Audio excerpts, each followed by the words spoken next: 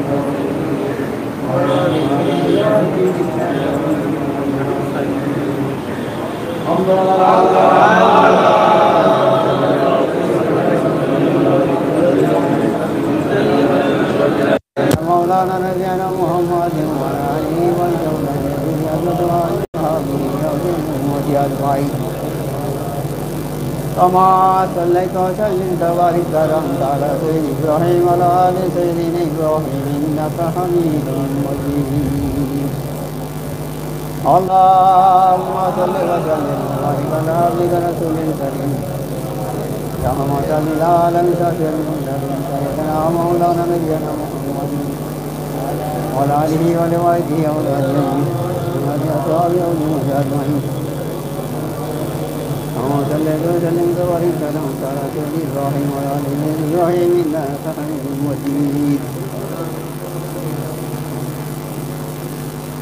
اللهم صل وسلم وبارك على نبيك رسول الكريم اللهم صل على سيدنا مولانا نبينا محمد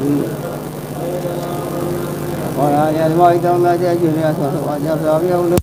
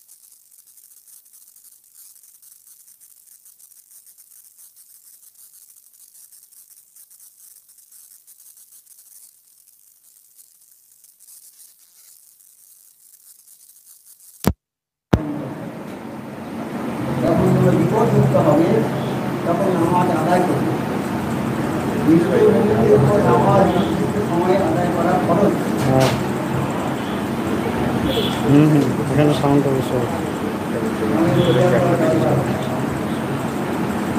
এই দরবারে মনে করার মতো দুঃখ আমার নেই। আমার মধ্যে আমি তো মেরে নিয়ে আমি আপনাদের মতো অভিজ্ঞ জ্ঞানী পাকিস্তানি মাওলানাদের সামনে কিছু বক্তব্য রাখে। আল্লাহ কিছু বলার দেন, তাহলে আপনাদের জানা কথাই আলোচনা করবো না। তাদের সাথে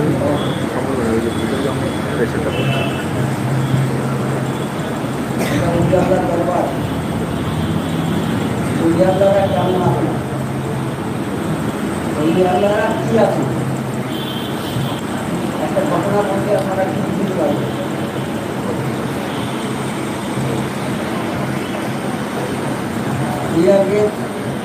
বাচ্চা বলছি ওই সময়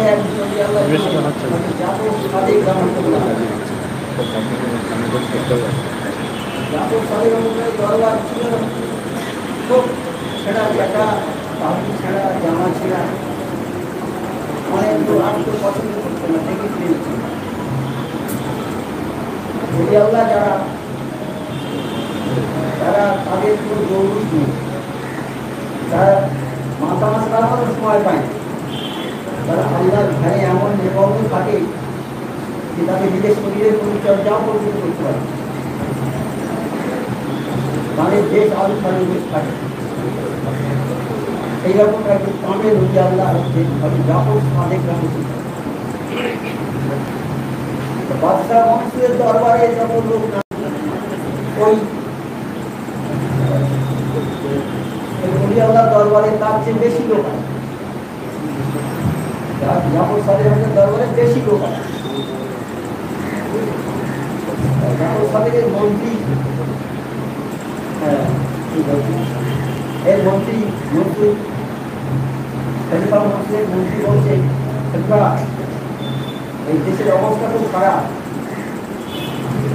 এই ফকিরের দরবারে এমন লোক আসছে পরে দেখবে তোমার রাজত্বের সব লোক ওই দলে চলে যাবে, তোমার রাজত্ব কেড়ে নেবে, তোমার রাজত্ব কেড়ে নেবে কোনো তাহলে কি করবো, ঝেড়ে ফেলতে হবে, দেখিয়ে নেই ঝেড়ে ফেলতে হবে, তাহলে তুমি তোমার রাজত্ব নেওয়ার লোকই থাকবে। তাহলে কি করবো, ডাক্তারে যেমন সাথে এক্ষুনি ডাক্তার এখন লোক পাঠিয়ে ডাক্তারে যে বাচ্চা আর কি বাচ্চা লোক পাঠিয়ে যেমন সাথে আসছেন আসার আগে বাচ্চা যে রাস্তা দিয়ে ঢুকবে যেমন সাথে গ্রামাতুলটা সেই রাস্তার দুই ধারে সব লোক তার প্রহরী দাঁড় ফেলে দিয়ে প্রত্যেকের কাছে তরবারি আছে, সব কাপড়ের মধ্যে দেখা প্রত্যেকের কাছে তরবারি, যেমন রাস্তা দিয়ে ঢুকবে এদিকে একদম এদিকে একদম সারিবদ্ধ দাঁড়িয়ে বাচ্চা বলতেছে যেমন আপনি যেমন সাথে আমার কাছাকাছি আগে ঢুকে যেমন আমি একটা ইশারা করবো ওটা আমার মাথার পাগড়িটা একটু দাঁড়িয়ে দেবো, তখন তোমার বুঝবে যে এই আমি সিগন্যাল দিই, সঙ্গে সঙ্গে এক বোট করে মুড়িটা উড়িয়ে দেবো ব্যবস্থা সব উড়িয়ে যেমন সাথে এলেন ঢুকেছেন মাথায় যে পাগড়ি থাকে এই পাগড়িটা মস্ত বড় অজগর সাপ দেখতে পাচ্ছি দেখতে পাচ্ছি বলছে আমার মসজিদে করো তো জানি তো দিকে ফেলবো না আর কেউ দেখতে পারেন যখন ঢুকেছে সঙ্গে সঙ্গে দৌড়েছে মানে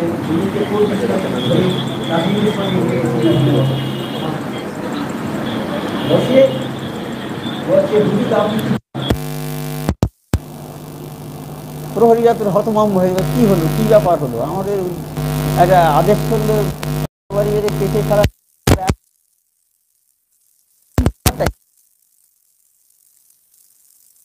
কি চান, বলে বাবা আমি ফকির মানুষ, আমি কি চাই, আমি চাই যে তুমি সময় অসময়ে আমাকে দেখে আল্লাহর ইবাদত বন্দেগী থেকে আমাকে গাফেল করিয়ে দিও না, আমি এইটাই চাই বাবা, আর কিছু চাই না তোমার কাছে।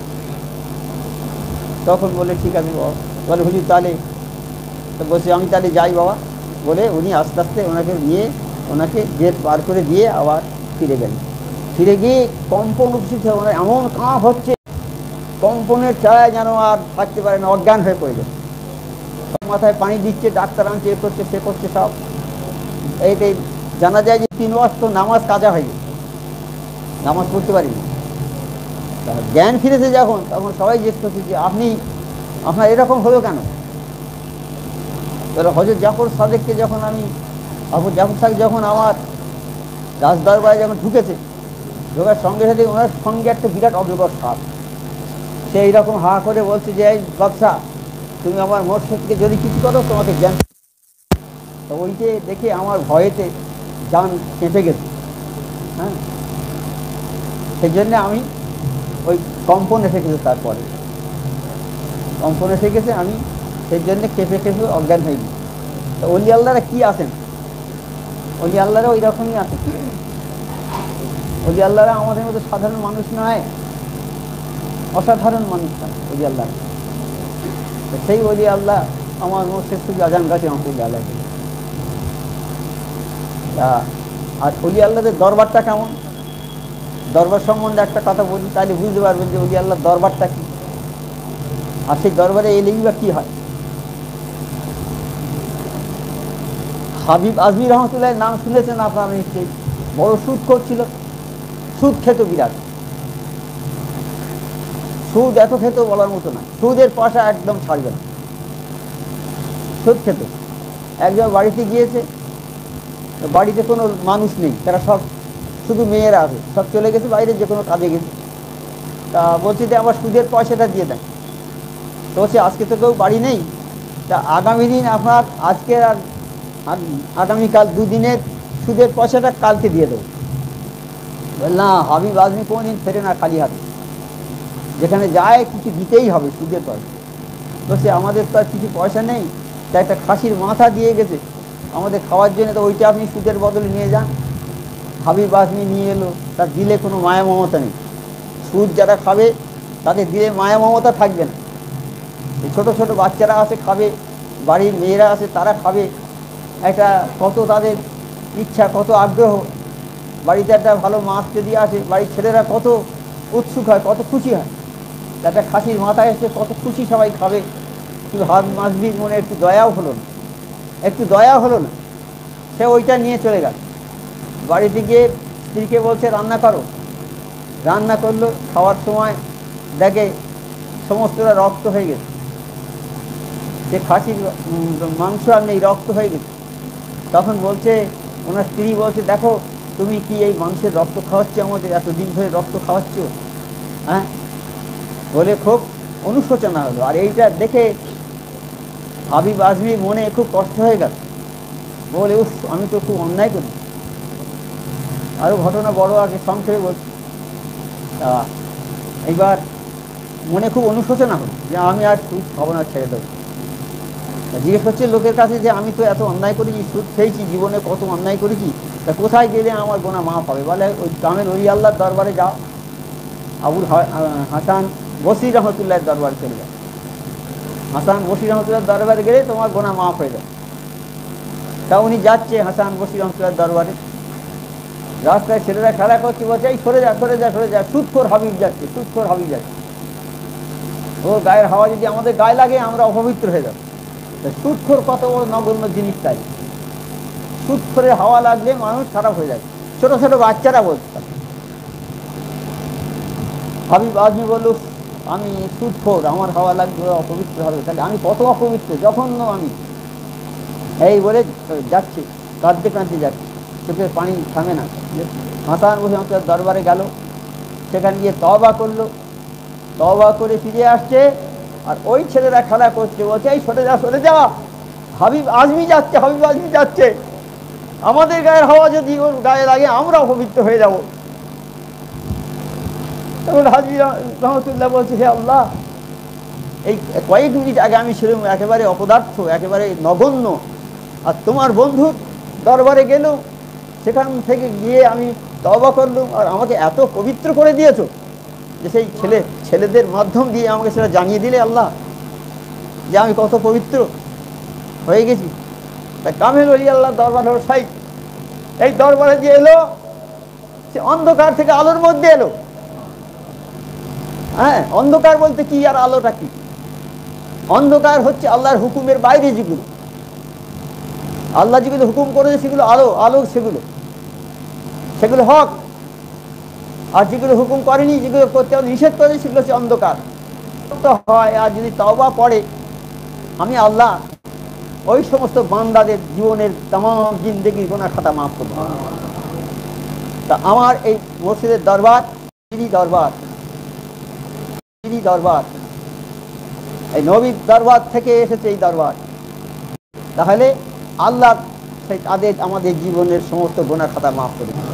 শুধু তাই নয়, মওলানা রুম রহমতুল্লাহ কি বলে যে এই দরবারে যদি কেউ খালেস অন্তরে বসে, তাহলে তার আমলে 100 বছরে বেরিয়ে ইবাদতের সব জমা হয়ে যাবে। তাহলে দরবারটা কি আছে? গুনাহ মাফির দরবার।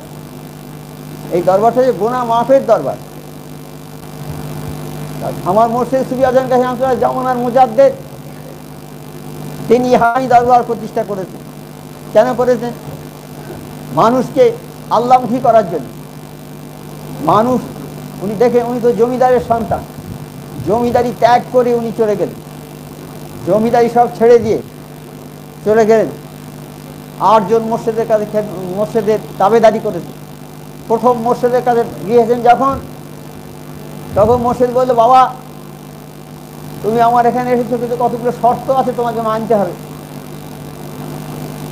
বলে, প্রথমত যত লোক আসবে আমার দরবারে তাদের জুতোগুলো তোমাকে দেখতে হবে, জুতোগুলো ঠিক করে রাখতে হবে এবং তোমাকে দেখতে হবে। বলে, জি হুজুর। আর আমি যা খেতে দেব তাই খেতে হবে, খিদে পেলে চাইতে পারবে না, কি যখন দেব তখন খেতে হবে। জি হুজুর।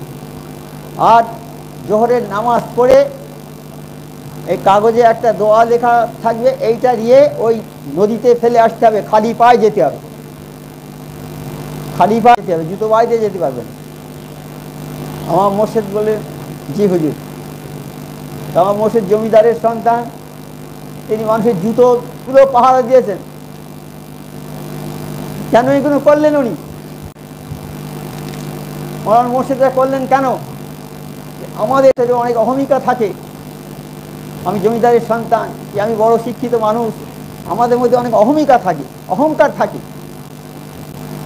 তাই একজন ওলি আল্লাহর দরবারে একজন লোক গিয়েছে, 30 বছর আছে। 30 বছর বলছি, হুজুর আমি তো কিছু পাইনি, 30 বছর আমি আছি আপনার দরবারে, আমি কিচ্ছু পাইনি, আমার কোনো জ্ঞান হয়নি বা কোনো কিছু আমি পাইনি। বলছে, ও পাবে কি করে? তোমার মধ্যে যে অহংকার আছে, তোমার মধ্যে অহংকার আছে। আর সূচকর পরিমাণ অহংকার যার মধ্যে থাকবে, সে জান্নাত পাবে না, জান্নাত সে পাবে না। সূচকর পরিমাণ অহংকার, জান্নাত পাবে না। তাহলে অহংকার তোমার মধ্যে আছে বাবা, এই জন্যে তুমি তো পাওনি। বলে, হুজুর এর প্রতিকার কিছু আছে? বলে, হ্যাঁ বাবা আছে। রোগ হলে তো তার ওষুধ আছে। কি হুজুর প্রতিকার? বলে, এই প্রতিকারটা হলো এই, তুমি পারবে না বাবা। বা জি হুজুর পারবো, আপনি বলুন। বলছে, তোমার চেনা জায়গা যেখানে, যেখানে সব লোক তোমাকে চেনে, সেইখানে চৌরাস্তার মাঝখানে তুমি দাঁড়িয়ে থাকবে, হাতে থাকবে তোমার খোরমা, একটা পাত্রে থাকবে খোরমা, খেজুর থাকবে, আর বলবে, যে আমার গালে একটা চড় মারবে তাকে একটা খেজুর দেবে, যে 2টো চড় মারবে 2টো খেজুর দেবে।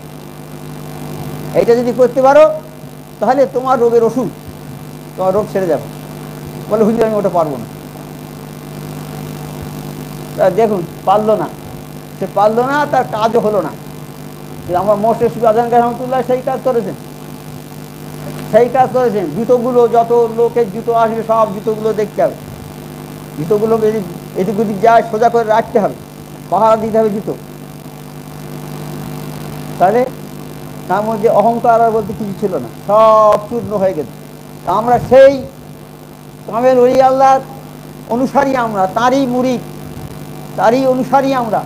তাহলে আমাদের মধ্যে ওই গুণটা থাকবে না থাকবে না? থাকবে, ওই গুণটা তো থাকবে। তো ওই গুণ যদি থাকে তাহলে তো আমরা সুফি আজম শাহ মুরিদান, তাহলে ওনার মুরিদানের খাতায় আমরা জমা থাকবো। আর যদি ওই গুণটা আমাদের না থাকে তাহলে আমাদের ওই খাতায় আমাদের নাম উঠবে না। ও খাতা থেকে যদি ওঠে কেটে দেবে নাম, যাও তুমি চলে যাও। তাহলে আমাদের কত সাবধানে চলতে হবে, কত হিসাব করে চলতে হবে। আমার মোর্শেদ দেখিয়ে দিয়ে গেছেন তো সব, আমার নবী পাক সাল্লাল্লাহু আলাইহি ওয়াসাল্লাম দেখিয়ে দিয়ে গেছেন নিজের জীবন দিয়ে সব। শুধু মুখে বলেনি যে সব আমার ভাই, আরবের মানুষ সব আমার ভাই। আল্লাহ বলেছে যে হে আদম সন্তান তোমরা সবাই ভাই ভাই। তা সবাই ভাই ভাই বলেছেন কালাম পাকে। আর কালাম পাকের যে কথাগুলো বলেছেন সেগুলো সব নবী পাকের উপরই বলেছেন। আর নবী বলে হে নবী আমার এই কালাম পাকের কথাগুলো সমস্ত মানুষকে জানিয়ে দাও। এই কথাও তো বলেছেন আল্লাহর নবী। তবু আমরা কি তাই করি? আমরা আমাদের চাকরকে মারি, একটু অন্যায় করলে বেত মারি তাকে, একটু অন্যায় করলো তাকে খুব মারধর করি, বেঁধে রাখি, দড়িতে বেঁধে দিয়ে ঠাঙাই।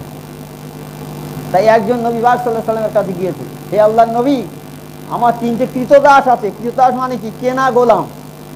3টে কেনা গোলাম আছে, তাদেরকে আমি খুব মারধর করি, আমার কি কোনো অপরাধ হবে?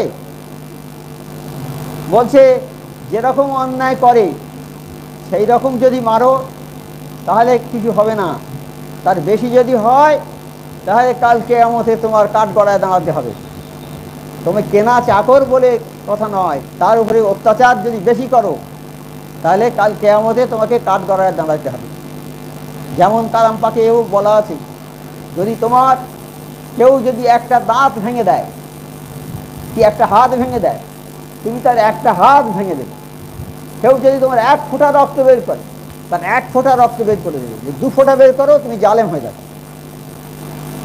যেমন ক্ষতি করবে তোমার তেমন করতে হবে।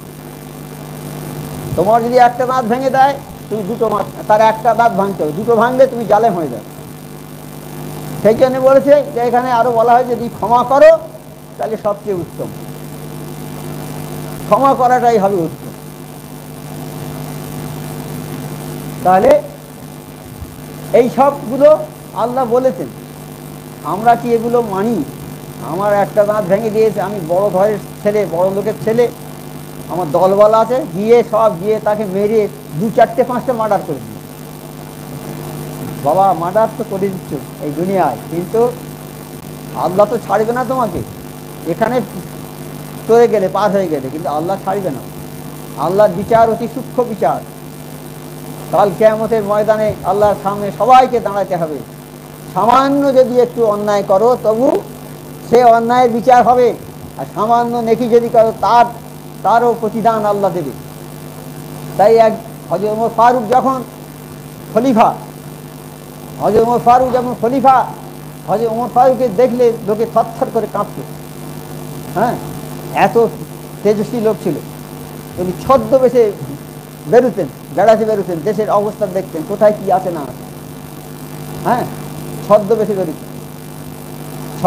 বেরিয়ে একদিন এক উট চড়ানোর রাখালের কাছে বলছে, বাবা একটু দুধ দেবে আমার? তা বলছে তুমি কি মুসলমান? বলছে হ্যাঁ। তুমি দুধ চাচ্ছ, দুধের মালিক আমি? দেরি করে বসো, আমি মালিকের কাছে খবর নিই, তারপর যদি মালিক বলে হ্যাঁ দাও, তাই বলে না আমার তো বসার সময় নেই। তুমি এক কাজ করো না, ওই পাহাড়ের কাছে গিয়ে, মানে পাহাড়ের গুহার ভেতরে গিয়ে ঢুকে 1 কাপ দুধ আমার দাও, গোপনে কেউ দেখতে পাবে না।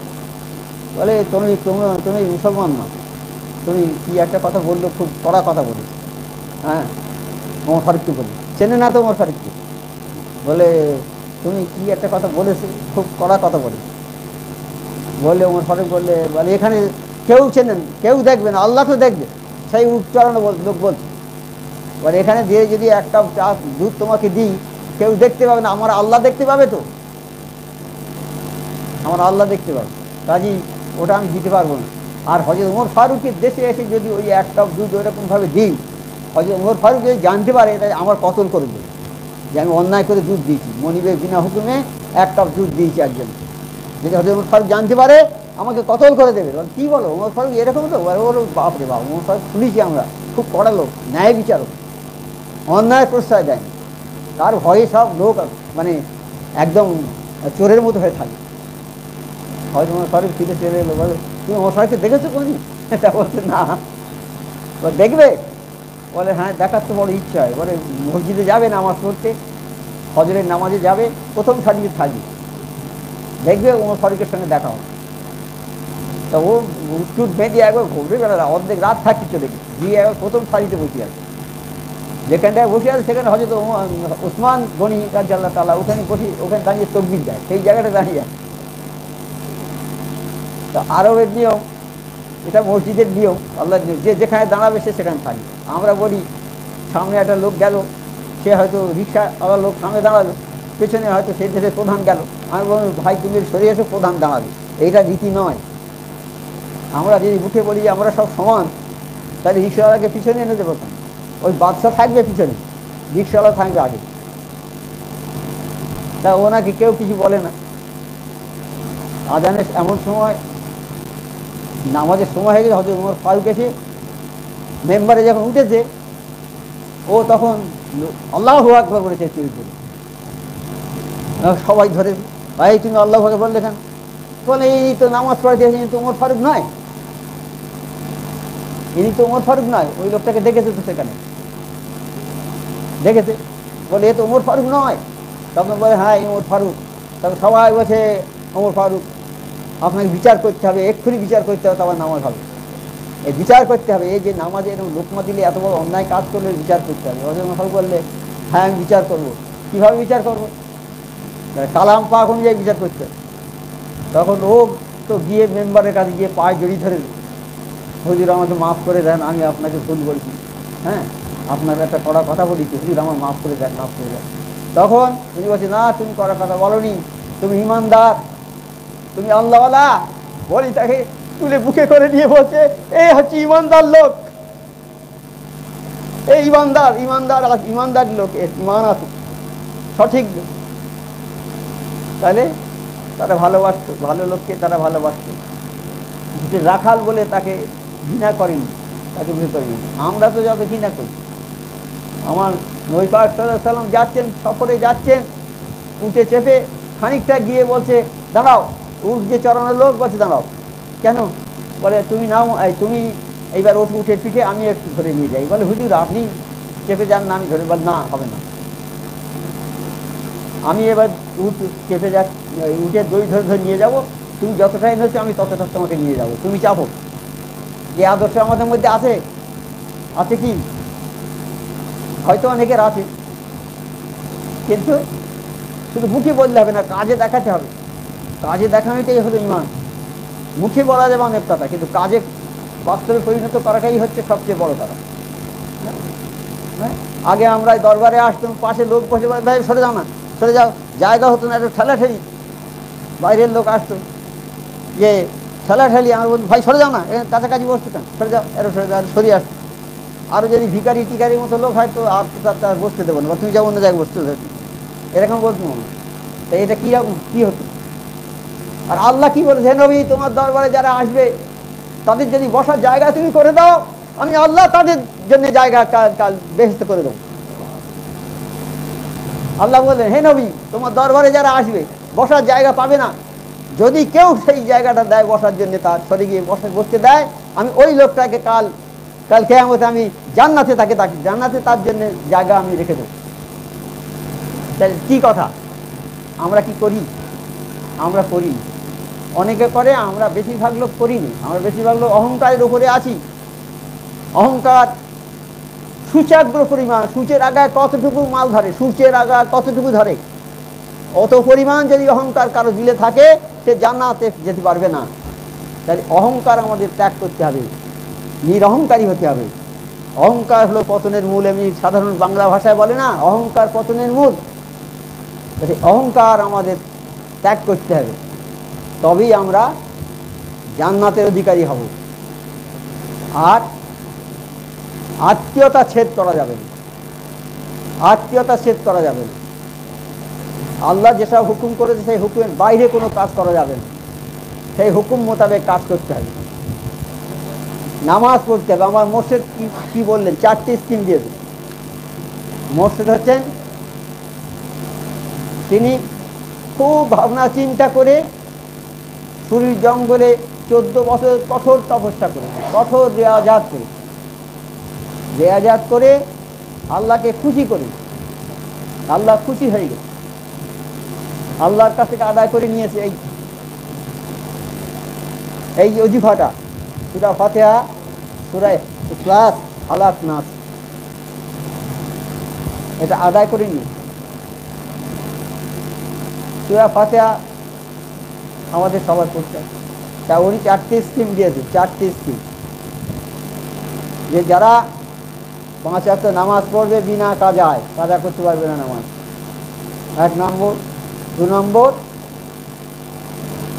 ওজিফা, 5 ওয়াক্ত নামাজের সঙ্গে ওজিফা, কোরআনি ওজিফা, আর হালাল রুজি, আর সাধ্য মতো পরেজগার। এই 4টি স্কিম, এই 4টি স্কিম মানে সর্বশ্রেষ্ঠ পয়েন্ট, 4টি সর্বশ্রেষ্ঠ, এর চেয়ে বড় পয়েন্ট আর নেই, সব শেষ হয়ে গেছে। এই 4টে পয়েন্টের মধ্যে সব কিছু আছে, সব কিছু আছে, যেটা চাইবেন সেটা। এই 4টি স্কিম, এই 4টি স্কিম যদি আমরা পালন করতে পারি, তাহলে নামাজের কথা বলেছেন, নামাজ যারা পড়বে, নামাজ পড়তে হবে, নামাজ আমাদের জন্য ফরজ, 5 ওয়াক্ত নামাজ। হাদিস, মোমেন ও অবিশ্বাসীদের মধ্যে পার্থক্য হলো এই নামাজ। হাদিসে বলছে মোমেন আর অবিশ্বাসীদের মধ্যে পার্থক্য কি? নামাজ। মোমেনরা নামাজ পড়ে, অবিশ্বাসীরা নামাজ পড়ে না, পরে এই পার্থক্য হয়ে গেল। যে নামাজ পড়লো সে মোমেন, আর যে নামাজ পড়লো না সে অবিশ্বাসী। আর যে স্বেচ্ছায় নামাজ ছাড়িয়া দিল সে কুফরি করবে। স্বেচ্ছায় নামাজ যে ছেড়ে দিলে, আমাদের তো ছেলেরা নামাজ পড়ে না, স্বেচ্ছায় ছেড়ে দেয়, এখানে যাবে ওখানে যাবে, নামাজ আর পড়বে না। হ্যাঁ, নামাজটা পড়তে পারবে না। সে স্কুলে পড়ে, কলেজে পড়ে, ঘুম থেকে উঠবে 8টার সময়, ফজরের নামাজ পড়বে না, 8টার সময় উঠে দৌড়ে আসবে 4 মাইল, দৌড়ে এসে বসবে, কিন্তু নামাজ পড়তে পারবে না। ওইটা পড়তে গেলে তার কষ্ট হয়। এরকম ঘটনা আছে না? নেই? আছে তো। ছেলেরা কথা শোনে না কেন? আমাদেরও ত্রুটি আছে, কিন্তু ছেলেদের দোষ নয়। ছোটবেলা থেকে তাদের নামাজের ট্রেনিং দিতে হবে। হ্যাঁ, কথা বলতে শিখবে যখন, তখন থেকে কলেমা শেখাতে হবে তাদের, তাহলে ওই ছেলে আর কুপথগামী হবে না। কিন্তু আমরা যখন কথা বলতে শেখে তখন শেখাই ভালো ভালো ছড়া, ইংরেজি ছড়া, বাংলা ছড়া, এইসব শেখাই, শেখাও কোনো দোষ নেই, কিন্তু আগে কলেমাটা শেখাতে হবে। কলেমাটা যখন হয়, ছেলে যখন জন্মগ্রহণ করে তখন আজান দিতে হয়, কানে আজান দেয় না, তার কানে আজানটা শুনিয়ে দেয়। এইবার যখন কথা বলতে শিখবে তখন কলেমাটা শেখাতে হবে। ওই তো এই এতটুকু মেয়েরা কথা বলতে শিখেছে, কালাম পাক পড়ছে, তার বাপ পড়ছে কালাম পাক, আর সে পড়ছে, কি সুন্দর শোনাচ্ছে যে সে বলা, মানে বেহেস্তের মধ্যে যেন এ হচ্ছে, বেহেস্তি আনন্দ যেন বলার মতো না। একটুখানি বাচ্চা এতটুকু কথা বলতে পারে, পিচ পিচ করে কথা বলে, কালাম পাকের আয়াতগুলো বলছে, বাপ যেখান থেকে ছেড়ে দিচ্ছে তারপরে থেকে বলে যাচ্ছে। তাই কিভাবে শিখিয়েছে তাকে? আমরা কি শেখাই ছেলেদের? আমাদের কষ্ট হবে ছেলেদের শেখাতে গেলে। ছেলেরা একটা, আর আমরা জানি না তো সব কিছু, আমাদের তো কালচার নেই, এই কালচারটা আমাদের নেই তো। কিন্তু প্রত্যেককে কম্পালসারি এই কালাম পাক শিখতে হবে। কালাম পাকের শিক্ষা যার মধ্যে থাকবে না তার কোনো মূল্য নেই, মূল্যহীন, মূল্যহীন একদম। কালাম পাক হলো সর্বশ্রেষ্ঠ গ্রন্থ, আল্লাহ নাজেল করা গ্রন্থ, আল্লাহ পাঠিয়ে যেটা, এটা অবশ্যই পড়তে হবে সবাইকে। যারা না পড়বে কাল কিয়ামতে অন্ধ হয়ে উঠবে তারা। কালাম পাক যারা পড়বে না কাল কিয়ামতে তারা অন্ধ হয়ে উঠবে। তারা বলবে, হে আল্লাহ, আমাদের তো চোখ ছিল দুনিয়াতে, তা আমাদের অন্ধ করে তুললেন কেন? তোমরা আমার কালাম পাককে দেখোনি, চোখ ছিল বটে কিন্তু তোমরা দেখোনি, পড়োনি, এই জন্য তোমাদের অন্ধ করে তুলল। তাই কালাম পাক পড়তে হবে, অবশ্যই পড়তে হবে। তারপরে নামাজ না পড়লে বা কি হবে? কালকে এক নামাজের সর্বপ্রথম নামাজের বিচার হবে। কাল কিয়ামতের ময়দানে সর্বপ্রথম নামাজের বিচারটা হবে। আল্লাহ বলবে, হে আমার বান্দারা, তোমরা তো দুনিয়াতে নামাজ পড়েছো, তা একবার আমাকে পড়ে দেখাও কিরকম নামাজ পড়বে। তখন সবাই নামাজ পড়ার চেষ্টা করবে, সবাই আল্লাহু আকবার বলে সিজদার দিকে যাবে। যারা নামাজ পড়েনি তাদের পিঠের মেরুদণ্ড এত শক্ত হয়ে যাবে, তারা আল্লাহু আকবারের সামনে যাওয়ার পরিবর্তে পেছনের দিকে পড়ে যাবে, পেছনের দিকে তারা পড়ে যাবে, আর তাদের মুখটা কালো হয়ে যাবে। আর একদল লোক তারা আল্লাহু আকবার বলে সামনে সিজদা করবে, উঠবে সিজদায় থেকে, মুখটা চাঁদের মতো হয়ে যাবে। তা কিয়ামতের ময়দানে দুটো দলে ভাগ হয়ে যাবে। যেমন দুনিয়াতে দুটো দল আছে, একটা সত্যের দল, একটা মিথ্যার দল, একটা হকের দল, একটা না হকের দল, একটা আল্লাহর দল, একটা শয়তানের দল, আছে না? দুনিয়াতে দুটো দল আছে না? কাল কিয়ামতে দুটো দল হবে, একটা হবে সাদা মুখওয়ালা, একটা হবে কালো মুখওয়ালা। সাদা মুখওয়ালারা হবে জান্নাতি, আর কালো মুখওয়ালারা হবে জাহান্নামী। জাহান্নামে যখন যাবে, ওদের যখন ধরে নিয়ে যাবে, জাহান্নামের প্রহরী যা আছে ওদের ধরে নিয়ে যাবে, গরু ছাগলের মতো মারতে মারতে নিয়ে যাবে, গরু ছাগলের মতো মারতে মারতে নিয়ে যাবে। জান্নাতের যারা ফেরেশতা আছে তারা বলবে, ভাই তোমরা এমন কি কাজ করেছো যে যার জন্য তোমাদের এই দোজখে আসতে হলো? তারা বলে, ভাই আমরা দুনিয়াতে নামাজ পড়িনি, নামাজ পড়িনি বলেই আমাদের জন্য নসিব হয়েছে জাহান্নাম। আর একটা কথা তারা বলবে যে আমার এই ইয়াতিমের খানা খাওয়াইনি, ইয়াতিম মিসকিনদের খানা খাওয়াইনি। কারণ এতিম মিসকিনদের আমরা দেখতে পাইনি, যে এতিম মিসকিন এলি আমরা বাড়িতে বসে দিই নেই, যদি বা খাওয়া দিই সেই উঠোনে দিই, উঠোনে একটা বস্তা ফেলে দিই, গোটা কত ভাত দিই, এক গ্লাস পানি দিই, ও কি খাবে না খাবে ও যা খেয়ে চলে যায়, ও কি রেস্টে আবার কি যত্ন করবে। কিন্তু এতিম মিসকিন হচ্ছে আল্লাহর সবচেয়ে প্রিয়, আল্লাহর বান্দাদের মধ্যে সবচেয়ে আল্লাহর প্রিয় বান্দা হচ্ছে ইয়াতিমরা, ইয়াতিম মিসকিনরা। এদেরকে আল্লাহ বেশি ভালোবাসে, তাই এদেরকে দান খয়রাত করার কথা আল্লাহ বলেছে। তুমি এতিম মিসকিনকে দান খয়রাত করো, এদের দান খয়রাত বেশি বেশি করো, এদের জন্য এদেরকে দেখো, দেখভাল করো, আল্লাহ বলেছে। তাই বলেছে আল্লাহ, বলে এও বলেছেন, আমার নবী পাক সাল্লাল্লাহু আলাইহি ওয়াসাল্লাম বলেছেন যে যখন একটা পয়সা কোনো মানুষ একটা ভিক্ষুকের হাতে দেয়, আল্লাহ বলছে আমি ভিক্ষুকের হাতে পড়ার আগেই ওইটা পয়সাটা আমার হাতে আছে। কোনো ভিক্ষুককে যদি কেউ একটা পয়সা দান করে, তাহলে আল্লাহ বলছে যে ওই ভিক্ষুকের হাতে পড়ার আগে আল্লাহ আমার হাতে ওই পয়সাটা আছে। আর ওই একটা পয়সা আমি কি করি, বাড়াতে থাকি, বাড়াতে বাড়াতে ওটা এমন করি যে কাল কিয়ামতে উহুদ পাহাড়ের সমান হয়ে যাবে পয়সাটা, হ্যাঁ, উহুদের পাহাড়ের সমান হয়ে যাবে। ওইটা পাবে যিনি দান করেছেন এক পয়সা, এক পয়সার পরিবর্তে উহুদ পাহাড়ের সমান নেকি তিনি পেয়ে যাবেন। তাই আমাদের দান, অনেকে বলে আমার খাওয়া হয় না, দান কি করে করবে? দান কি করে? একটা পয়সা করতে পারবেন না? বেলালকে বলছে, হে বেলাল তুই দান করো। বেলালের একটা কাপড় পরার, আর কিছু নেই। তাকে যদি বলে আমার নবী পাক সাল্লাল্লাহু আলাইহি ওয়াসাল্লাম বেলাল দান করো, তাহলে আমাদের তো সেরকম নাই, আমাদের তো আল্লাহর মর্জি অবস্থা ভালো আছে, আমাদের কাপড় তো দুটো আছে কি চারটে আছে, কারণ 10টা আছে, তা দান করে না।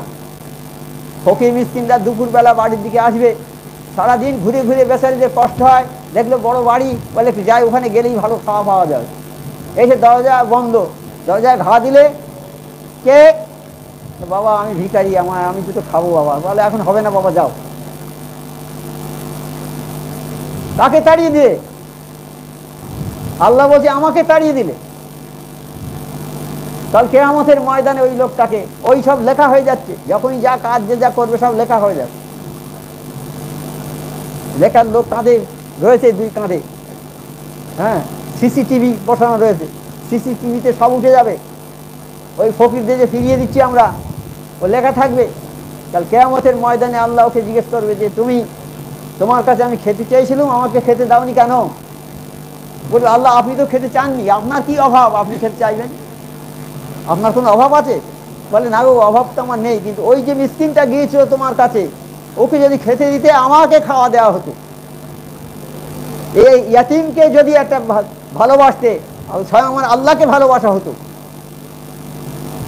তাহলে ইয়াতিমের কত সম্মান আমার আল্লাহ পাক করেন। আর আমরা সেইটাকে অসম্মান করি। ওই ইয়াতিমের পরিবর্তে যদি কোনো একজন বন্ধু লোক আসতো, সঙ্গে সঙ্গে দরজা খুলে দিয়ে ছেলেদের ডেকে, এই এ করো সে করো, এটা নিয়ে এসো ওটা নিয়ে এসো, মাছ নিয়ে এসো, এটা সেটা করো, ভালো ভালো খাবার নিয়ে এসো, হ্যাঁ এইটা করতো। কিন্তু ওই মানুষটা হয়তো নামাজ পড়ে না, বড় অর্থশালী লোক, কিন্তু নামাজ পড়ে না, আল্লাহর দুশমন, তার নামাজ পড়ে না, আর সে এসেছে, তার জন্য আমরা কত ওই করি। কেন? বড় ধনী লোক। আল্লাহ বলছে ধনীর পায়রবি করবে না। তোমরা যা কিছু চাওয়ার দরকার আমার কাছে চাইবে। আমি আল্লাহ তোমাদের সৃষ্টি করেছি, তোমাদের রেজেকও রেখে দিয়েছি, তোমরা আমার কাছে চাইবে, আমি যে রেজেক দেবো, রেজেকের মালিক আমি। আমরা যদি ভালো করে চিন্তা করি, তা আল্লাহ রেজেকের মালিক তো বটেই, নাকি কে? আমি চাষ করেছি, আমি বলি আমি চাষ করি, আমি কষ্ট করে চাষ করেছি, আল্লাহ রুজিটা দিলে কি করে? তুমি চাষ করেছো কোথায়? জমিটা কার? পানিটা কার? সূর্যের আলোটা কার? আর কত মখলুক ওই তোমার চাষে সাহায্য করেছে। তোমার শরীরটা কার? কত লোকের তো খোঁড়া করে রেখেছে, কত লোকের প্রতিবন্ধী করে ফেলে রেখেছে। তোমার যদি প্রতিবন্ধী করে ফেলে রাখতো, তুমি চাষ করতে পারতে? আল্লাহ তো মেহেরবানি করে তোমার শরীর ভালো রেখেছে বলে তুমি চাষ করতে পেরেছো। তাই শরীরটা কার? যে যন্ত্রে তুমি চাষ করেছো, যন্ত্রটা কার? যন্ত্রটা কি আমার নিজের? আমার নিজের হলে এর উপরে আমার অধিকার থাকবে? আছে কারোর জীবনের উপর কারো অধিকার আছে? আপনি বলবেন আমি যাবো না, মরবো না, যাবো না, আমি যাবো না, পারবেন বলতে? আপনার যখন আজাজিল আসবে, আপনার জান কবজ করতে, আপনি বলবেন যে না যাও ভাই, চলে যাও, এখন আমি যাবো না, বলতে পারবেন? এ বলার ক্ষমতা নেই। আর এ জান আপনার নয়, জীবনটা আপনার নয়। তাই মোমেন বান্দারা কি করেছে? তাদের জান মালকে আল্লাহর কাছে বিক্রি করে দিয়ে, মোমেন বান্দা যারা, তাদের জান মালকে সব বিক্রি করে দিয়েছে আল্লাহর কাছে। আর আল্লাহ বলছে আমি মোমেনের জান মাল খরিদ করে নিয়েছি। কি দেবে জান মালের পরিবর্তে? আমরা তো জিনিসপত্র কিনি টাকা দিয়ে, আল্লাহ তো জান মাল সব কিনে নিয়েছে। আল্লাহ কি দেবে? জান্নাত দেবে। জান্নাতের পরিবর্তে মোমেনের জান মাল সব কিনে নিয়েছে আল্লাহ। তাহলে মোমেনের জান সে আল্লাহর কাছে বিক্রি হয়ে গেছে। মোমেনের সম্পদ আল্লাহর কাছে বিক্রি হয়ে গেছে। মোমেনের সন্তান যা কিছু আছে সব আল্লাহর কাছে বিক্রি হয়ে গেছে।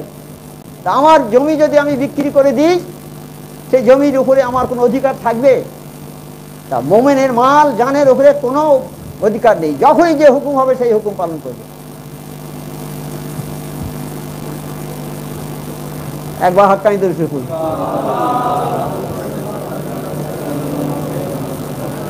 তাহলে নামাজ আমাদের পড়তে হবে, নামাজের কোনো কাজা নেই। আমার মোর্শেদ সুফি আজান গাছি রহমতুল্লাহ জামানার মোজাদ্দেদ, তিনি বলেছেন যে বাবা নামাজের কোনো কাজা হবে না। নামাজ 5 ওয়াক্ত পড়তে হবে। আর এই 5 ওয়াক্ত নামাজ পড়লে 50 ওয়াক্তের সওয়াব হবে। 50 ওয়াক্তের সওয়াব হবে। কেন? আমার আল্লাহ পাক 50 ওয়াক্ত নামাজ পড়ার কথা বলে দিয়েছেন আমার নবী পাক সাল্লাল্লাহু আলাইহি ওয়াসাল্লাম। যখন মেরাজে যান, সেই সময় আল্লাহর কাছে গিয়ে দেখা করতে আল্লাহ 50 ওয়াক্ত নামাজ দিয়েছেন আমার নবীকে। আমার নবী নামাজ নিয়ে চলে আসছেন, মুসা আলাইহিস সালামের সঙ্গে দেখা হয়। মুসা আলাইহিস সালাম বললেন, হে আল্লাহ নবী, আপনি কোথায় গেছিলেন? বলছে আমি আল্লাহর সঙ্গে দেখা করতে গেছিলাম। তোরে কি দিয়েছে আল্লাহ? বলে 50 ওয়াক্ত নামাজ। তোলে 50 ওয়াক্ত নামাজ? তা আপনার উম্মত তো খুব দুর্বল, ওরা 50 ওয়াক্ত নামাজ পড়তে পারবে না, কম করে নিয়ে আসুন। আল্লাহ নবী গেলেন, আল্লাহ 5 ওয়াক্ত কম করে দিলেন, 45 ওয়াক্তে ফিরে আসছে। আবার মুসা আলাইহিস সালামের দেখা, বলছে কত কমিয়েছে আল্লাহ? বলে 5 ওয়াক্ত। তোমরা হবে না, আবার যাও। আবার গেল। এইরকম করতে করতে 5 ওয়াক্তে এসে ঠেকেছে। 5 ওয়াক্তে এসে ঠেকেছে, তখন বলছে আবার যান একবার। এমন ওই বলছে না, আমার আর যেতে লজ্জা হচ্ছে, আমি আর যেতে পারবো না। সেই 5 ওয়াক্ত নামাজ এখানে আমাদের জন্য এনেছেন। আর আল্লাহ বলে, হে নবী, এই 5 ওয়াক্ত নামাজ যারা পড়বে আমি 50 ওয়াক্ত নামাজের সওয়াব তাদের দেব। 50 ওয়াক্ত নামাজ দিলে আমরা কেউ পড়তে পারতুম নামাজ? কেউ কি পারতুম? এই 5 ওয়াক্ত পড়তে তাই আমাদের সবাই পারিনি। 5 ওয়াক্ত সবাই পড়তে পারেনি। আরও গেলে হয়তো আল্লাহ কমিয়ে দিত, কিন্তু আমার নবী পাক সাল্লাল্লাহু আলাইহি ওয়াসাল্লাম গেলেন না। সেটাও আল্লাহর ইচ্ছা। আমার নবী আল্লাহর ইচ্ছা ছাড়া কোনো কাজ করেননি, সেটাও আল্লাহর ইচ্ছা। সেই 5 ওয়াক্ত নামাজ আমাদের জন্য এনেছেন। 5 ওয়াক্ত নামাজ পড়তে হবে আমাদের, বলে 50 ওয়াক্ত নামাজের সওয়াব হবে। আর এই 5 ওয়াক্ত নামাজ যারা পড়বে কি হবে? তাদের দুনিয়াতে কারো মুখাপেক্ষী হবে না।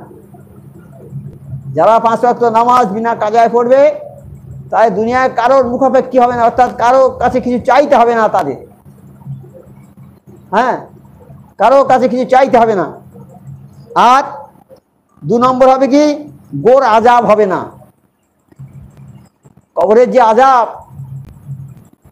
কবরের যে যখন লাশকে শুইয়ে দেবে, যারা মাটি দেওয়ার পর চলে আসবে, মনকের আর নকির 2জন ফেরেশতা হয়, বলে না মনকের নকির, 2টো ফেরেশতা, মনকির একজনের নাম আর নকির। এসে তুলে বসাবে, বসিয়ে জিজ্ঞেস করবে তোমার দিন কি বা তোমার রব কে, এই কথা জিজ্ঞেস করে। তখন বলতে হবে আমার রব আল্লাহ, আমার রব, এ কথা বলতে হবে। তা যে বলতে পারবে তোমার দিন কি, আমার দিন ইসলাম। তোমার ইমান কি, ইমান হচ্ছে আমার কোরআন। হ্যাঁ, আর তোমার পয়গম্বর কি, হযরত মুহাম্মদ মুস্তাফা সাল্লাল্লাহু আলাইহি ওয়াসাল্লাম। এই প্রশ্নগুলো করবে। উত্তর দিতে যখন পারবে তখন বলবে, এই ফেরেশতারা, এই একটা কবরটাকে বেশি বাড়ি দাও, বড় করে দাও, আর একে এখানে বেহেশতের পোশাক বিছিয়ে দাও, বেহেশতের বিছিয়ে দাও, আর 2টো বেহেশতের পোশাক এনে ওখানে পরিয়ে দাও, আর বেহেশতের সঙ্গে বেহেশতের দরজাটা খুলে দাও, কবরের সঙ্গে বেহেশতের হাওয়া আসবে কবরে।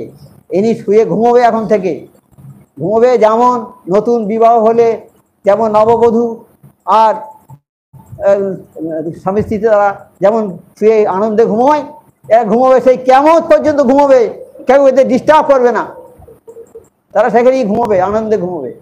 আর যারা এই কথার উত্তর দিতে পারবে না, তাদের ওই ফেরেশতারা কি করবে? লোহার হাতুড়ি আছে, বিরাট হাতুড়ি, মেরিয়ে একদম চূর্ণ বিচূর্ণ করে ফেলবে। আর কবরকে বলে, কবর তুমি ওদেরকে চাপ দাও, চাপ দিয়ে ওদের দেহকে চূর্ণ বিচূর্ণ করে ফেলো। কবরের মাটি চাপ দিয়ে এদিকে আর পাঁজর এদিকে আসবে, এদিকে আর পাঁজর এদিকে যাবে, চূর্ণ বিচূর্ণ হয়ে যাবে, মরবে না। তাই কবরের শাস্তি, 5 ওয়াক্ত নামাজ পড়বে, কবরের শাস্তি হবে না, কবরের আজাব হবে না। আর আমল নামা ডান হাতে পেয়ে যাবে। আমরা যে আমল করছি দুনিয়াতে সব লেখা হয়ে যাচ্ছে, সব লেখা হচ্ছে।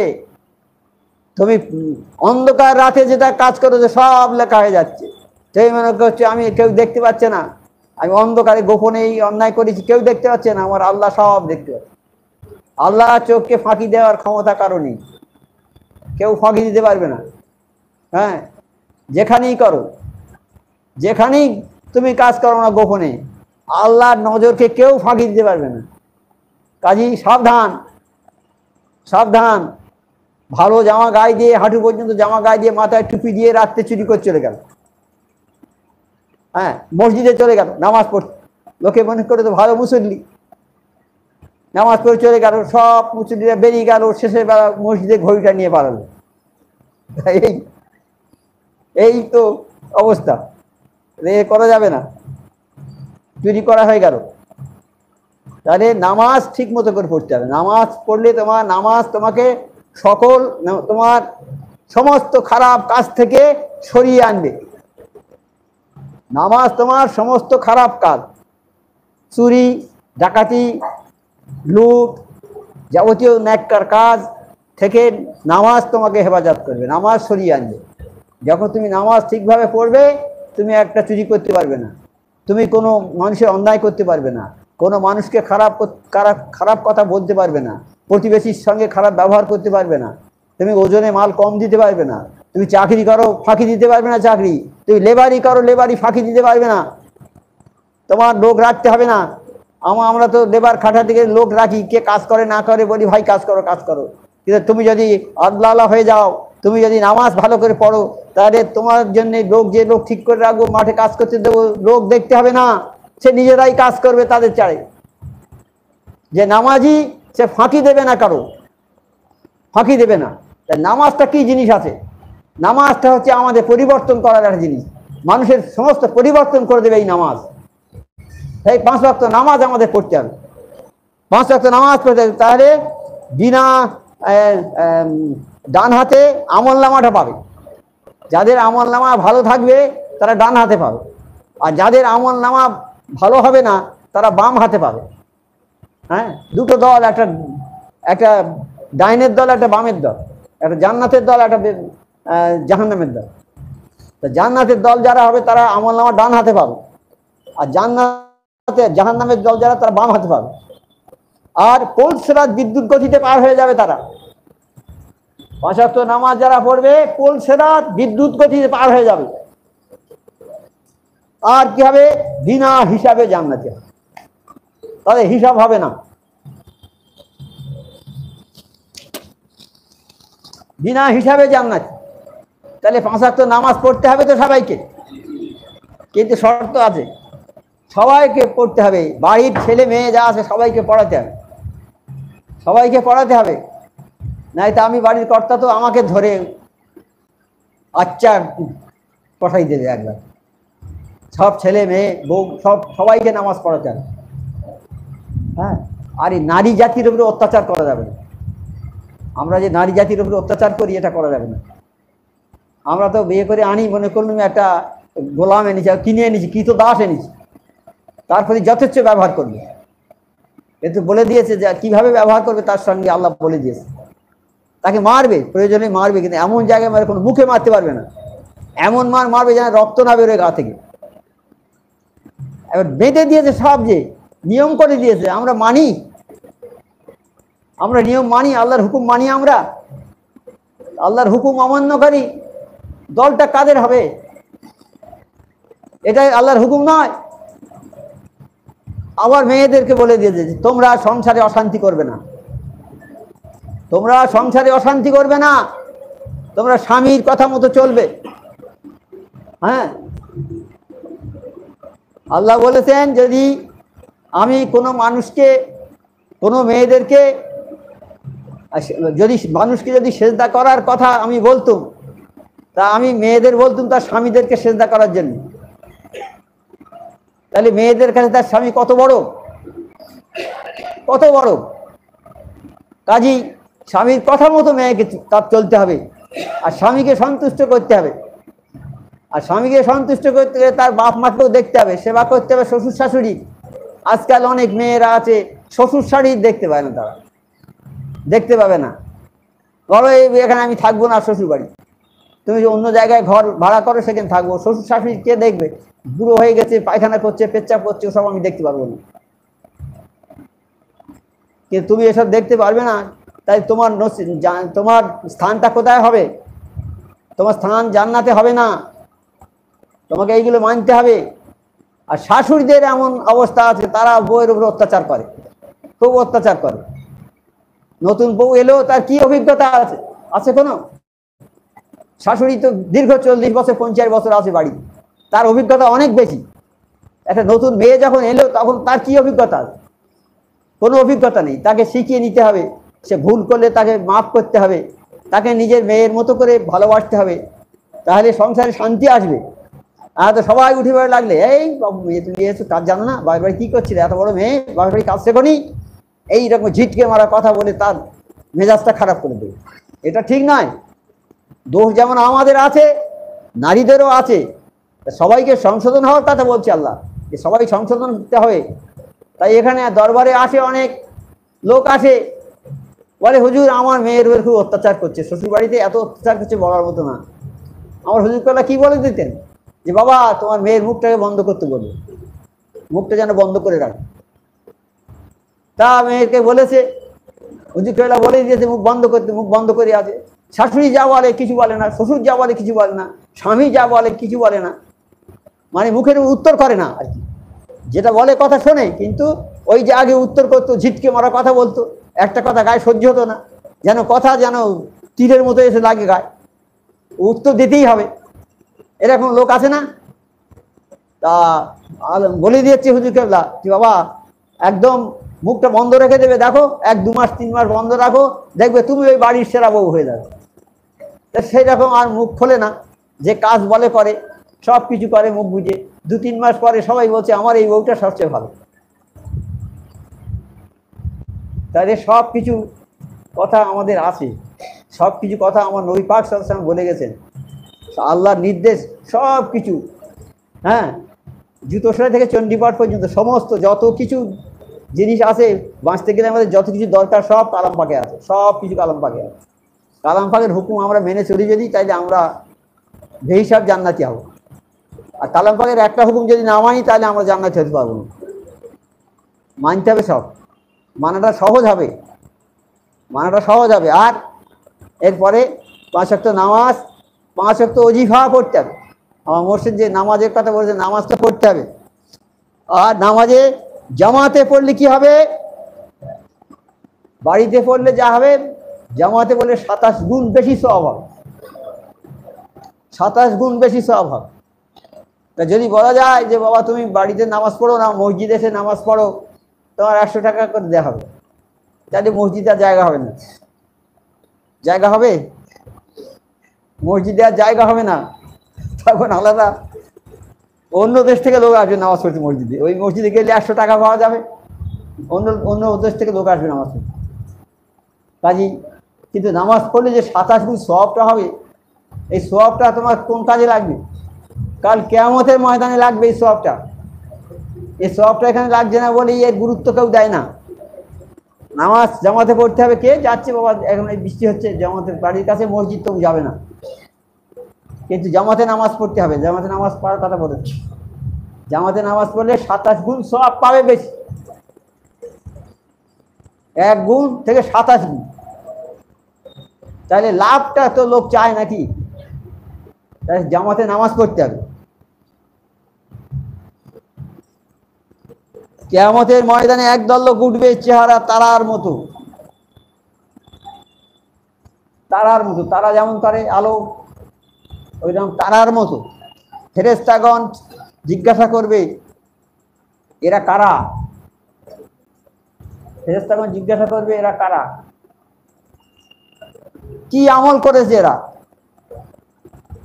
এরা বলছে, তখন ওরা বলছে যে আমরা আজান শুনেই সব কাজ ত্যাগ করে পাক সাফ হওয়া ও অজু করিয়ার জন্য প্রস্তুত হইতাম। ওরা বলছে আজান যখন হতো আমরা সব কাজ ফেলে দিত, আর কোনো কাজ করতাম না, ওই অজু সজু করে পাক সাফ হতো। এই জন্যে তাদের চেহারাটা ওই রকম হয়েছে, তারার মতো। আর এক দল, তাদের চাঁদের ন্যায় উজ্জ্বল চেহারা হবে। আর একটা দল, আর একটা দলের চেহারা হবে চাঁদের মতো। তারা কি বলছো যে ফেরেশতারা জিজ্ঞেস করবে যে এরা কি আমল করেছে যে এদের চেহারা এইরকম হলো চাঁদের মতো উজ্জ্বল? তারা বলবে আমরা নামাজের জন্য আজানের আগে অজু করতাম, আজান হওয়ার আগে আমরা অজু করে রেডি হয়ে বসে থাকি। তাদের চেহারাটা হবে চাঁদের মতো। আর একদল লোকের সূর্যের মতো চেহারা হবে।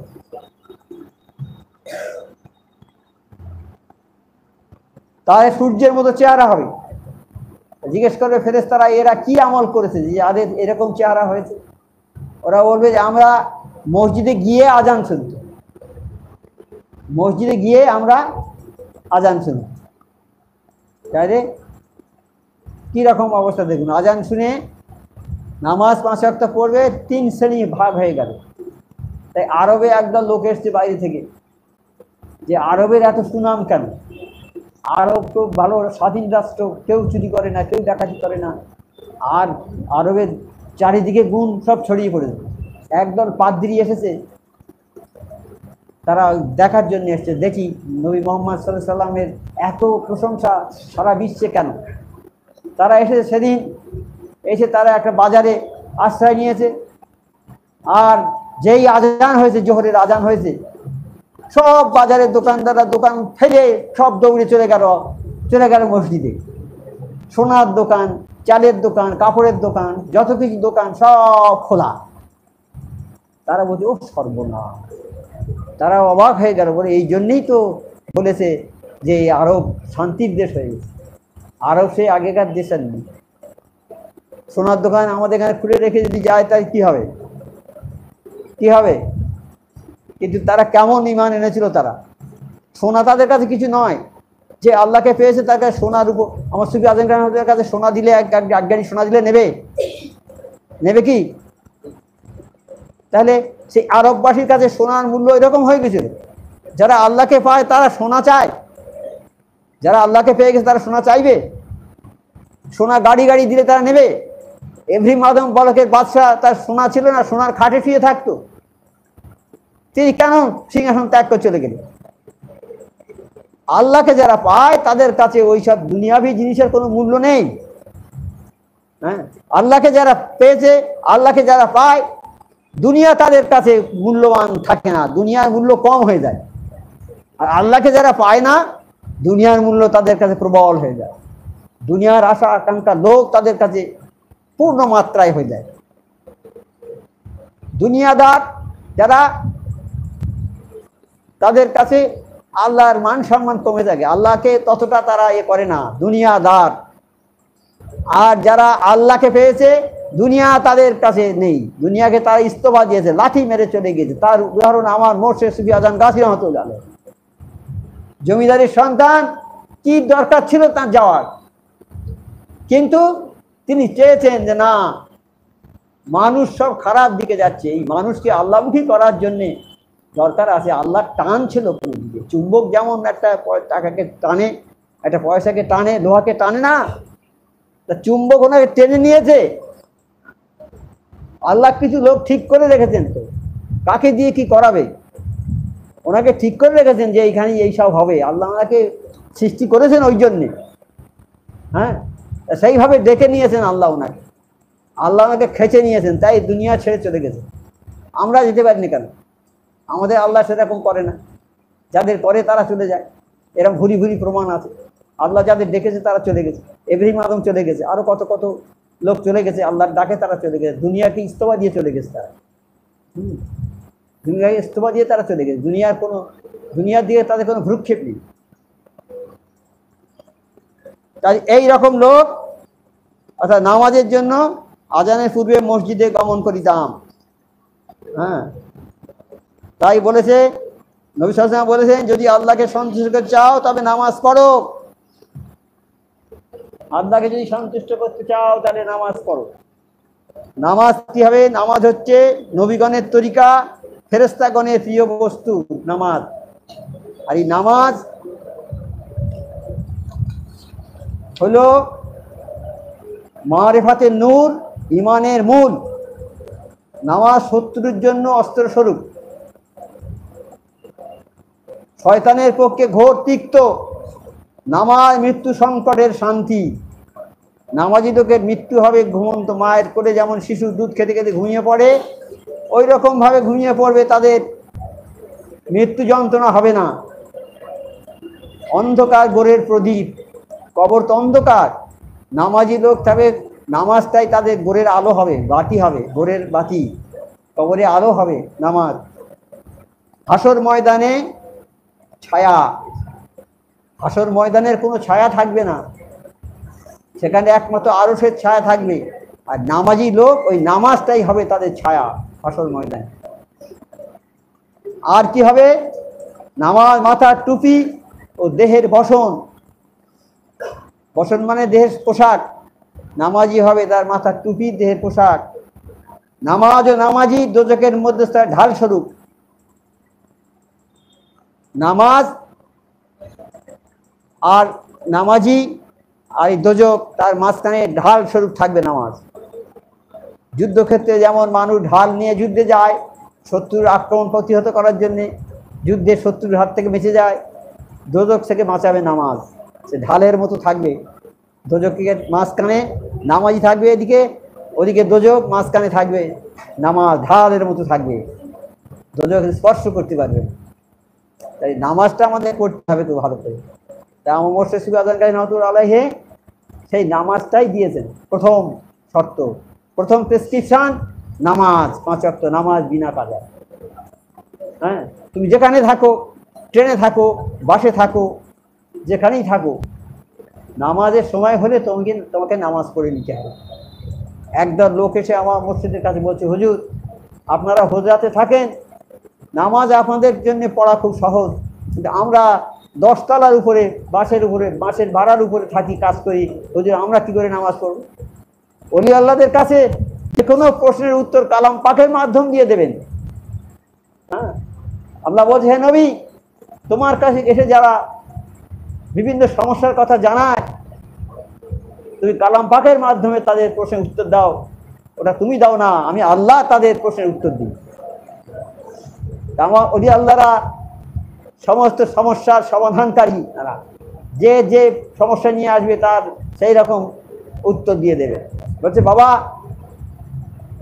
তোমরা যেখানেই থাকো, 100 ফুট 200 ফুট ভাড়ার উপরে থাকো, যে অবস্থায় থাকো, সেই অবস্থায় মাটি একটা কাছে রেখে দেবে বাবা, ছোট্ট একটা মাটি রেখে দেবে কাছে। ওই মাটি দিয়ে তৈমম করে নেবে, কারণ অজু করার সময় তোমরা পাবে না, নামতে পারবে না, নামতে দেবে না তোমাদের। তোমরা কাজ করছো তখন অন টাইমে নামতেও দেবে না তোমাদের। তোমরা ওইখানে ওই মাটি দিয়ে তৈম করে নেবে, নিয়ে ওখানেই ইশারায় নামাজ পড়ে, আল্লাহু আকবার বলে নামাজ পড়ে নেবে। বাড়ি এসে ওই নামাজটা ঠিক করে পড়ে দেবে বাবা, তাহলে তোমাদের নামাজ কাজা হলো না বাবা। তাই ওইসব মিস্ত্রিরা ওইসব করে, ওই রাজমিস্ত্রি যারা কাজ করে তারা ওই রকমভাবে নামাজ পড়ে, নামাজ তারা কাজা করে না। আর আমরা ঘরে শুয়ে আছি, শুয়ে নামাজ আমাদের কাজা হয়ে যায়। কারণ নামাজের গুরুত্বটা আমরা বুঝিনি। নামাজের গুরুত্বটা যে বুঝেছে সে নামাজ কাজা করবে না। নামাজে যত্নবান হতে হবে। নামাজ হচ্ছে সর্বপ্রথম জিনিস, সবচেয়ে মূল্যবান জিনিস। নামাজের বিচার আগে হবে কাল কিয়ামতের ময়দানে, আর সেইখান থেকে লোক দ্বিধা বিভক্ত হয়ে যাবে, দুভাগ হয়ে যাবে। কাজে নামাজ ছাড়া যাবে না।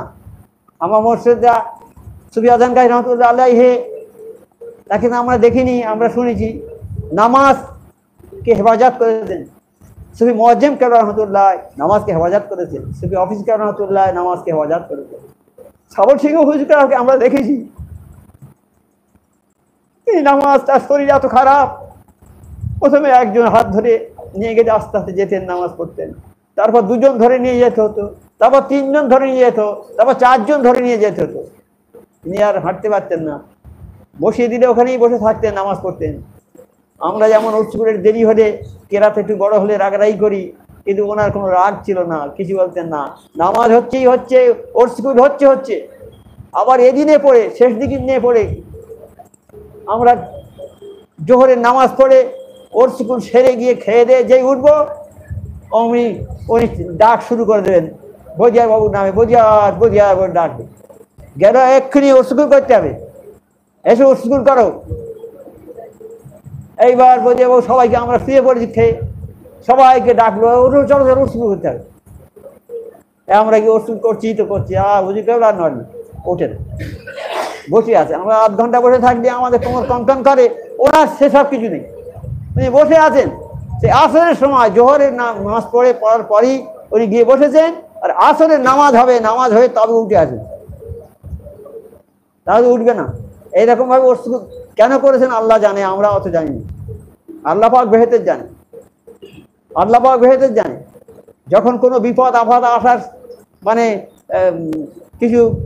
কিছু বিপদের কোনো কিছু সূত্র যখন পাওয়া যেত, উনি তখন বলতেন, ওরসুকুল করো, ওরসুকুল পড়ো সবসময়, ওরসুকুল পড়ো সবসময়, ওরসুকুল পড়ো সবসময়। ওরসুকুলের যে কি ফজিলত, এটা যারা পড়ে তারাই বুঝতে পারবে, নয়তো বুঝতে পারবে না সাধারণ মানুষ। এই ওরসুকুলের এত বদৌলত, এত এর মানে মর্তবা এত। আমার বয়স তখন বোধহয় হবে কি 15-16 বছর হবে, এইরকম বয়স তখন। সেই সময় আমাদের ওই এলাকায় পাশের গ্রামে কলেরা হয়েছে, খুব কলেরা হয়েছে। ওটা হিন্দু পাড়া, কলেরা হচ্ছে, তা লাশ ফেলার জায়গা নেই, পাশেই ওই নদীর চর, সেইখানে ফেলে রেখে দিয়ে আসছে। লাশ ফেলার জায়গা নেই। সকালে 10 জন, বিকেলে 10 জন, দুপুরে 10 জন, রাত্রে 10 জন, এইরকম ভাবে কলেরা হচ্ছে। সে গ্রাম সাফ হয়ে যায়। ডাক্তার তো ওখানে অল্প ছিল তখন, দুটো ডাক্তার ছিল, ভেটেরিনারি একটা ডাক্তার ছিল, আর আমার আব্বা ছিল ডাক্তার। তা আব্বাকে ডাকতে এসছে একটা লোক, তা আব্বার সঙ্গে যাচ্ছে আমার একটা ছোট ভাই, সে ব্যাগটা নিয়ে যাচ্ছে, আর সে বলছে ভাই ব্যাগটা একটু ধরো তো। আমার ভাইটা দিয়েছে, মাঠের মাঝখানটা পুকুরে গিয়েছে, তার কলেরা ধরেছে, পায়খানা হচ্ছে, পাতলা পায়খানা হচ্ছে তার। সে ডাকতে এসে, বাড়িতে কলেরা হয়েছে লোকের, ডাকতে এসে ডাক্তার ডাকতে তার কলেরা ধরেছে রাস্তায়। এইরকম অবস্থা, কি ভয়। তা আমাদের গ্রাম থেকে দূরে তো, আমাদের শুনতে পাচ্ছি যে এরকম লোক মরে যাচ্ছে, হরদম মরে যাচ্ছে, দিনে 10টা 12টা করে লোক মরতো, দেখার লোক নেই। হঠাৎ আমাদের বাড়িতে একটা আমার এক ভাইজির কলেরা হয়েছে, তার 14-15 বছর বয়স, কলেরা হয়েছে। যেই হয়েছে তাকে ইঞ্জেকশন দিচ্ছে, সে শরীরের মধ্যে ঢোকে না, শরীরের মধ্যে ইঞ্জেকশন দিচ্ছে, ঢোকে না, ওষুধ পুশ করছে, যায় না। সে ওই হওয়ার সঙ্গে সঙ্গেই মরে গেল। 8 ঘন্টা 45 মিনিট বোধহয় ছিল রোগ ধরার পরে, 8 ঘন্টা 45 মিনিটের মধ্যে সে মরে গেছে। যখন মরে গেছে, আমাদের ফ্যামিলি তো অনেক বড়, 1-1.5 লোকের বাদ, সবাই ভয়েতে থরথর করে কাঁপছে যে কী হবে, ইয়ার আমাদের সব শেষ হয়ে যেতে হবে। পলতা যেমন হয়েছে, পলতা উজোড় হয়ে গেছে, আমাদের গ্রাম উজোড় হয়ে যাবে। তো আমি শুধু বলছি যে ওর স্কুল পড়ো, ওর স্কুল পড়ি বলে সবার লোক, বাড়ির লোক ডেকে নিয়ে ওর স্কুল পড়া। সে পড়া জীবনে এখনো পর্যন্ত সেটা ওর স্কুল পড়তে পারে। ওর স্কুল পড়া হচ্ছে, সবাই কান্না, কি কান্না, চোখ থেকে পানি ঝরঝর ঝরঝর ঝরঝর করে পড়ছে সবার, যারে বাঁচার জন্যে, মরে যাব এই জন্যে, বাঁচার জন্যে। যেমন কালাম পাকে আছে না, মানুষ যাচ্ছে ভ্রমণে, যাচ্ছে নদীতে ভ্রমণে যাচ্ছে, তারা নদীর মাঝখানে ঝড় উঠেছে, সবাই তখন হে আল্লাহ বাঁচাও, ইয়া আল্লাহ বাঁচাও, ইয়া আল্লাহ বাঁচাও বলে কি কান্না, পুরুষ নারী যত ছিল কি কান্না। সে কান্নার আর মরে যাবে, নৌকো ওলট পালট হয়ে যাচ্ছে, কান্না কাটি, এমন কান্না কাটছে, আল্লাহ তাদের দোয়া কবুল করলো, ঠান্ডা হয়ে গেল ঝড়। নৌকো থেকে নামছে আর বলছে মাঝিটা খুব এক্সপার্ট, কায়দা করে নৌকোটা মাঝির। আল্লাহ তখন বলছে দেখো আমি ওদের বাঁচালাম, আর প্রশংসা করছে মাঝি। হ্যাঁ, তা আমরা এরকম করি না। আল্লাহ আমাদের দেখে, আমরা আল্লাহকে বাঁচাই, এই আল্লাহ আমাদের বাঁচায়, আর আমরা বলি অন্য লোক ওই আমার বাঁচিয়েছে। তাহলে এইগুলো হলো শিরক, এর গুনাহ আল্লাহ মাফ করবে না। তা সেই রকম এত কান্নাকাটি, সে কান্না আমি এখনো জীবনে ওরকম ওরসুল করতে পারিনি। তা ওরসুল হচ্ছে সবাই কান্না, ওই যে ওরসুল হলো আল্লাহর মর্জি, আর একটা লোকে কলেরা হলো না, একটা লোক গেল না, আমাদের পুরো গ্রামটাই আর এলো না, কলেরা এদিকে এলো না, এদিক থেকে পালিয়ে চলে গেল। তাই ওর সুকুলের কি মর্তবা, আমরা যদি ঠিক খালেস আল্লাহর দিকে দিল রুজু করে ওর সুকুল করতে পারি। ঘরে আগুন লেগে গেছে, হুজুরের কাছে ফোন করেছে, বলছে হুজুর আগুন লেগে গেছে ঘরে, বলে ওর সুকুল পড়ো। ওর সুকুল পড়লো, আল্লাহর মর্জি, যেটা লেগেছে সেইটাই নিভে গেল, আর সব নিভে গেল। ডাকাত পড়েছে বাড়িতে, ডাকাত পড়েছে, হুজুর ফোন তো করতে পারছে না, ডাকাতের সামনে ফোন আর করতে পারছে না। তখন হুজুর কেবলা বলেছে বিপদ আপদ যখন আসবে বাবা ওর স্কুল পড়বে। তখন সেই বাড়ির যে গিন্নি ওর স্কুলের কেতাবটা খুলে বসে পড়ছে। ডাকাতে গেছে, আমার কী করছো তুমি, এটা কী পড়ছো? বলে বাবা আমার শরীরটা খারাপ, এইটা পড়লে আমি ভালো থাকি। ও আচ্ছা বাবা পড়ো। ডাকাতে বাক্স ভাঙলো, সব কিছু করলো, করে সোনার গহনা যেগুলো ছিল, ভালো ভালো সোনার গহনাগুলো সব ফেলে দিয়ে বলে ওই বাজে। আর যেগুলো ইমিটেশন ছিল, যেগুলো ওই বাজারে কেনা 100 টাকার হার, 50 টাকার কানের এই হাত চুড়ি, 20 টাকার, এরকম যেসব গয়নাগুলো বাঁধা ছিল এক জায়গায়, বল এই হচ্ছে আসল সোনা, এইটা নেই, সেইগুলো নিয়ে চলে গেল। সোনার গহনা একটা নিতে পারিনি।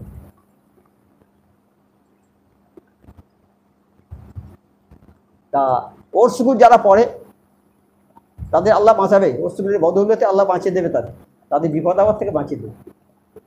আমার মোর্শেদ সেই বস্তুগুলো দিয়েছে আমাদের, কিন্তু আমাদের দুর্ভাগ্য আমরা সেই ভালোভাবে নিতে পারি না। আর হালাল রুজি খেতে বলে, হালাল রুজি না খেলে আমাদের কোনো ইবাদত বন্দেগী কবুল হবে না। আজকে হালাল কতজন খায়, আজকে হারাম খাওয়ানোর জন্য ঝগড়া করে, ছেলে বিয়ে করে যে শ্বশুর বাড়ি তারা তারা সুদের সঙ্গে যুক্ত। বলছে ছেলে যদি তুমি যদি আমাদের বাড়ি না খাও আমার মেয়ে পাঠাবো না। একটা ছেলে দরবারে এসছে, এসে দরবারে 16-18 বছর বয়স হয়েছে, দরবারে এসছে, এসে সে হুজুর করার মুখে বয়ান শুনেছে, সুদের বয়ান শুনেছে যে সুদের পয়সা খাওয়া হারাম, সুদের পয়সায় যা কিছু কিনবে সেটাও হারাম, সুদ খাওয়া যাবে না। এই বয়ান আমার হুজুররা করেছেন, এই আমার সাবল সিং হুজুর আমাদের বয়ান করেছেন। সেই বয়ান শুনে বাড়িতে চলে গেছে, গিয়ে ওর আব্বার বলছে, আব্বা তুমি তো গরু কোরবানি দিচ্ছ, তোমার তো সুদের পয়সা, তোমার গরুর গোশ খাবো না। বলছে বাবা তুই তো আমার একটা ছেলে, আমার অনেক সম্পত্তি আছে, লক্ষ লক্ষ টাকার সম্পত্তি আছে, তুই যদি আমার এই গোশ না খাস তো কিচ্ছু দেবো না। বলে আমি কিচ্ছু চাই না তোমার সম্পত্তি, আমি সুফি আজম কাছে আমি তার দরবারে গিয়ে যে সত্যের সন্ধান পেয়েছি, যে হক কথা, যে হক কথাটা আমি জেনেছি, ওই হকের উপরে আমি থাকবো, তোমার সম্পত্তির উপরে আমি থাকবো। তোমার সম্পত্তি আমার দাও ভালো না দাও ভালো আমি চাই না, আমি যে হক কথা শুনেছি ওই হকের উপরে আমি থাকবো। একটুখানি ছোট ছেলে দেখুন তার কিরকম, এইরকম যারা শুনেছে আর মেনেছে, শুনেছে আর মেনেছে। অনেক ঘটনা এরকম আছে আমাদের জীবনে, অনেক ঘটনা হয়, যারা শুনেছে দরবারের কথা আর মেনেছে তারা কামিয়াবি হয়ে গেছে, দুনিয়ার লোভ লালসা থেকে তারা মুক্ত হয়ে গেছে। এই দুনিয়ার লোভ লালসা, একজন ওলি আল্লাহকে বলছে যে এই আমাদের দেশের বাদশার মেয়ে, বাদশাহ মারা গেছে, তার একটা মেয়ে আছে, তাসকাতুল আউলিয়ার ঘটনা, নামটা ভুলে গেছি আমি, তার মেয়েটা আছে, সেই মেয়েটা যদি বিয়ে করো তুমি তাহলে ওই বাদশাহী পেয়ে যাবে সব। তা তিনি কি বললেন যে আমি যেটাকে ইস্তফা দিয়েছি, দুনিয়াকে আমি ইস্তফা দিয়েছি, ওটা আমি আর গ্রহণ করতে পারবো না। তারা কি পেয়েছে? তারা বাদশাহী চায় না, একটা বিয়ে করবে বাদশার মেয়ে করলে বাদশাহী পাবে সেটা চায় না। যেমন তার উদাহরণ আমার নবী পাক সাল্লাল্লাহু আলাইহি ওয়াসাল্লাম, আমার নবী পাক সাল্লাল্লাহু আলাইহি ওয়াসাল্লামকে বলেছিল না, আবু জাহেলরা বলেছিল নবী তুমি ওই কথাটা প্রচার করো না, ছেড়ে দাও, আরবের বাদশা করে দেবো তোমার, আরবের সবচেয়ে সুন্দর মেয়ে দেখে তোমাকে বিয়ে দেবো। বলছে আমি ও সব কিছু চাইনি, আমার সব দরকার নেই, ওই কথা আমাকে আল্লাহ পাঠিয়েছে ওই ন্যায্য কথা, উচিত কথা, ন্যায় কথা, আল্লাহর কথাগুলো বলার জন্য, আমি ওই কথাই বলবো। তাই বলেছে বলে তার কত বিপদ হয়েছে আমার নবী পাককে মারার জন্য সবাই চেষ্টা করে, কত কষ্ট দিয়েছিল, তবু ওই কথার উপরেই ছিল। তা আল্লাহকে যারা পায় তারা কাউকে ভয় করে না, তারা অর্থ দেখে না, সম্পদ দেখে না, কিছুই দেখে না, আল্লাহকে চায় তারা। আমাদের আল্লাহকে পাওয়া, আমরা যেন আল্লাহকে পেতে পারি, আল্লাহর হুকুম মোতাবেক যেন আমরা চলতে পারি, আমাদের বিবি বাচ্চা আত্মীয় স্বজন সবাইকে যেন আল্লাহর হুকুমগুলো আমরা তাদের কাছে পৌঁছে দিতে পারি, তারা যেন সবাই আল্লাহমুখী হয়, আল্লাহ যেন আমাদের সেই তৌফিক দেয়। একবার দরুদ শরীফ পড়ুন।